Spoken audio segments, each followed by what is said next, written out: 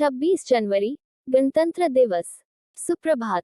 आदरणीय प्रधानाचार्य, शिक्षकगण और मेरे प्रिय मित्रों, आज हम सभी यहाँ भारत के 75वें गणतंत्र दिवस को मनाने के लिए एकत्रित हुए हैं।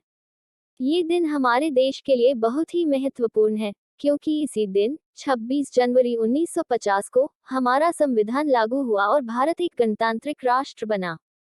गणतंत्र दिवस केवल एक राष्ट्रीय पर्व नहीं है, बल्कि यह हमारे उन महान स्वतंत्रता सेनानियों और नेताओं को याद करने का दिन है, जिन्होंने अपनी कुर्बानियों से हमें स्वतंत्रता दिलाई और हमारे देश को एक सशक्त और लोकतांत्रिक स्वरूप दिया।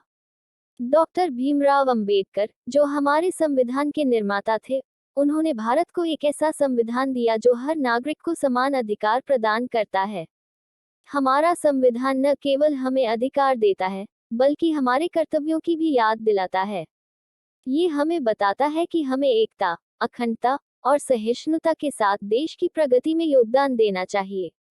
आज का दिन हमें ये सोचने पर भी मजबूर करता है कि हम अपने देश के लिए क्या कर सकते हैं। देशभक्ति सिर्फ तिरंगा लहराने तक सीमित नहीं है, बल्कि यह हमारे अपने कार्यों और समाज के प्रति हमारी जिम्मेदारी से परिभाषित होती है। हमें अपनी शिक्षा, कौशल और कर्म से अपने राष्ट्र को मजबूत बनाने का प्रयास करना चाहिए। पिछले कुछ वर्षों में हमारे देश ने हर क्षेत्र में प्रगति की है, चाहे वह विज्ञान हो, तकनीकी, खेल या अंतर्राष्ट्रीय संबंध। ये हमारी कड़ी मेहनत और एकता का परिणाम है।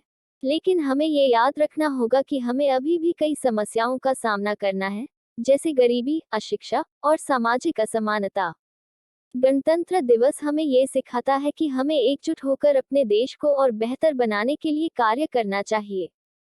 हमें अपने अधिकारों का उपयोग करना चाहिए और अपने कर्तव्यों का पालन करना चाहिए। हमें ये सुनिश्चित करना चाहिए कि हमारा भारत और अधिक विकसित, सुरक्षित और समृद्ध बने। अंत में, मैं कहना चाहूंगा कि हमें गर्व होना चाहिए कि हम एक ऐसे देश के नागरिक हैं, जिसकी संस्कृति, परंपरा और इतिहास विश्वभर में अद्वितीय है। हमें अपने देश को न केवल शब्दों में, बल्कि अपने कार्यों से भी सम्मान देना चाहिए। आइए, इस गणतंत्र दिवस पर हम सभी यह संकल्प लें कि हम अपने देश को हर क्षेत्र में ऊंचाइयों तक पहुंचाएंगे और इसकी प्रतिष्ठा को बनाए रखेंगे। जय हिंद, जय भारत।